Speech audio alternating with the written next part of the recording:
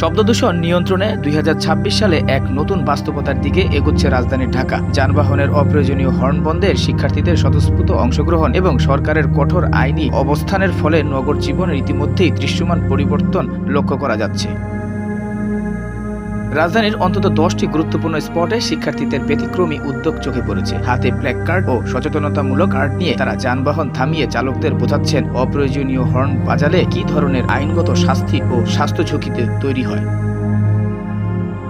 শিক্ষার্থীরা জানান, তারা প্রতিদিন প্রায় 4 ঘন্টা করে এই কার্যক্রম পরিচালনা করছেন। হর্ন ব্যবহারের ফলে কানে কম শোনা, উচ্চ রক্তচাপ, মানসিক চাপ সহ নানা ক্ষতিকর কথা তারা সাধারণ মানুষের সামনে তুলে ধরছেন।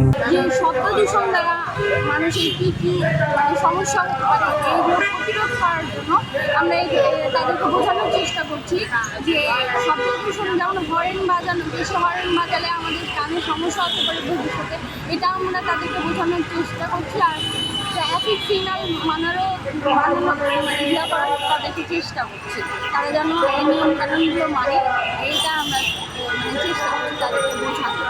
এই কার্যক্রমে অংশ নেয়ার এক শিক্ষার্থী বলেন, আমরা মূলত সাধারণ মানুষকে সচেতন করতে চাই। প্রতিদিন 4 ঘন্টা কাজের বিনিময়ে যে সামান্য টাকা পাই সেটা আমাদের কাছে মুখ্য নয়, মানুষের উপকার হবে এই চিন্তা থেকেই আমরা রাস্তায় নেমেছি। আসলে আমরা এসেছি মূলত পরিবেশ, বন ও জলবায়ু অধিদপ্তরের পক্ষ থেকে।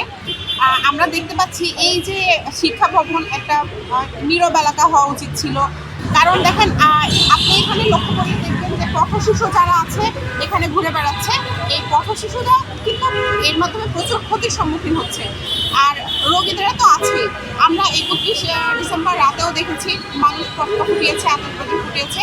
এটার ফলে মানুষের যে হৃদরোগের ঝুঁকি বেড়ে যাচ্ছে, কানের যে সমস্যাগুলো তৈরি হচ্ছে, মস্তিষ্কের ক্ষতি হচ্ছে।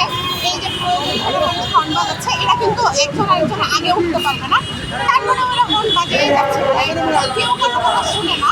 এখন আমরা বলতে চাচ্ছি যে শুধুমাত্র হর্ন বাজানো না, সকল প্রকার শব্দ দূষণ ঘটিত যে কাজগুলো আছে আমরা সবগুলো করব।